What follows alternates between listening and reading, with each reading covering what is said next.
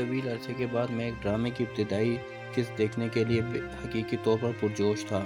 پہلے منظر سے لے کر آخری منظر تک ہر سین ایک ساتھ اور معنی خیز تھا۔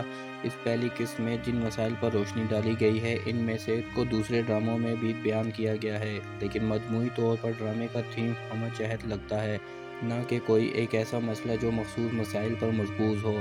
تھیم کا رومانوی عنصر کسی بھی دوسرے سے زیادہ نمایاں ہے۔ اس کے علاوہ گھٹن کا ماحول، سخت اصول اور دوہرا معیار اس پہلی قسط میں دکھائے گئے تمام حالات سے عیاں تھا۔ ناظرین کی توجہ حاصل کرنے کے لیے کوئی مایوس کوششیں نہیں کی گئیں، اور سب سے اہم بات یہ ہے کہ یہ ایک اچھی طرح سے تحریری اور شاندار طریقے سے انجام دی گئی پہلی قسط تھی جس میں دل کو اڑا دینے والی پرفارمنس تھی۔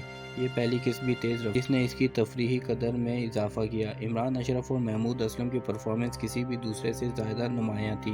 مومن ثاقب واقعی متاثر کن تھے، خاص طور پر اس حقیقت کو دیکھتے ہوئے کہ انہوں نے ابھی بھی پرفارم کرنا شروع کیا ہے۔ ایسا شاید و نادر ہی ہوتا ہے کہ آپ پہلی قسط میں متعارف کرائے گئے تمام کرداروں کو فوری طور پر گرما دیں۔ میں نے ان تمام کرداروں سے فوری تعلق محسوس کیا، اور جب میں نے یہ ابتدائی ایپیسوڈ دیکھا تو انہیں سمجھنے میں کوئی پریشانی نہیں ہوئی۔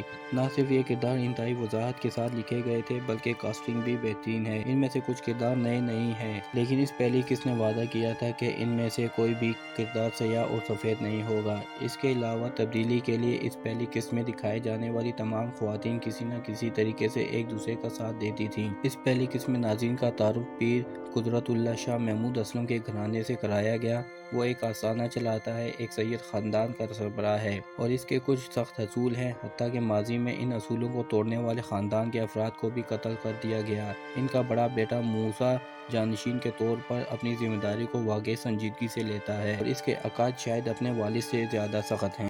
موسیٰ کے کردار پہ پہلے سے ہی میری غیر منقسم توجہ ہے، کیونکہ اپنے تمام غصے اور اس کی شہرت کے باوجود دوسروں سے محبت کرنے کی صلاحیت رکھتا ہے۔ اس نے سکینہ کو اس وقت چھوڑ دیا جب اسے اس کی ماں نے اس کے لیے کیا کیا تھا اس کی یاد دلائی۔ سکینہ کے ساتھ اس کے نکاح سے پہلے جو گفتگو ہوئی وہ سب سے بہترین تھی، کیونکہ اس سے پتہ چلتا ہے کہ اس نے کس طرح اس کی کئی سالوں میں حفاظت کی، اور ایسے وقت بھی آئے جب اسے حقیقت میں اس بات پر فخر تھا کہ وہ اس کا بھائی ہے۔ وہ اس بار اس کی حفاظت میں بہت آگے نکل گیا، اور اس نے اس کے لیے وہ فیصلے بھی کیے جو وہ خوشی سے اپنے لیے لیتی۔ موسیٰ کا بھی دوہرا معیار ہے، کیونکہ وہ اپنی بیوی کا انتخاب خود کرنا چاہتا ہے، لیکن سکینہ کو کبھی بھی ایسا کرنے کا حق نہیں دے گا۔ کامل عورت کے بارے میں اس کی تعریف نے خواتین سے ان کی توقعات کے بارے میں بھی بہت کچھ کہا۔ شادی کے حوالے سے خاندان میں کچھ مقررہ لہٰذا کاسٹ سے باہر شادی کرنا سوال سے باہر ہے۔ تاہم موسیٰ کے چھوٹے بھائی عیسیٰ کا نقطہ نظر بالکل مختلف تھا، اگرچہ وہ وہی تھا جس نے موسیٰ کو نکاح کے بارے میں آگاہ کیا اور دل و جان سے اس کی حمایت کی،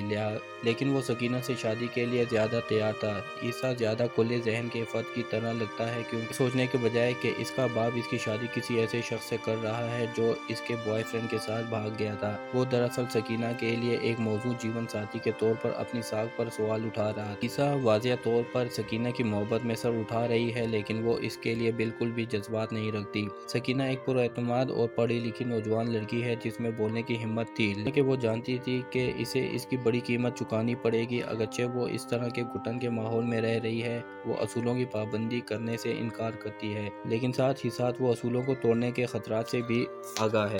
اس ایپیسوڈ کے اختتام پر نکاح کے ساتھ سکینہ کا ٹریک تیزی سے آگے بڑھایا گیا۔ اس نے موسیٰ کو ایک بددعا دی جو اسے مستقبل میں پریشان کر سکتی ہے۔ سکینہ اور عیسیٰ واقعی دلچسپ کردار ہیں، اس لیے میں ان کے ٹریک کا منتظر ہوں۔ ایسا لگتا ہے کہ عیسیٰ ہی سمجھوتہ کرنے والا ہوگا اور سکینہ کو آخرکار اس جہل سے پیار ہو جائے گا۔ مجھے ماں کا کردار پسند آیا، کیونکہ اس کی محبت اور نرم طبیعت نے اس کے بڑے بیٹے اور شوہر کے سخت رویے کو متوازن کر دیا تھا۔ سکینہ کی والدہ نے بھی اپنی بیٹی کو بچانے کے لیے ہر ممکن کوشش کی، اور بعد میں بھی اس کے رویے میں کوئی تلخی اور ناراضگی نہیں رہی۔ خواتین نے خاندان کے اصولوں کو قبول کیا، لیکن ایسا لگتا ہے کہ ان کے تجربات نے انہیں تلخ نہیں کیا۔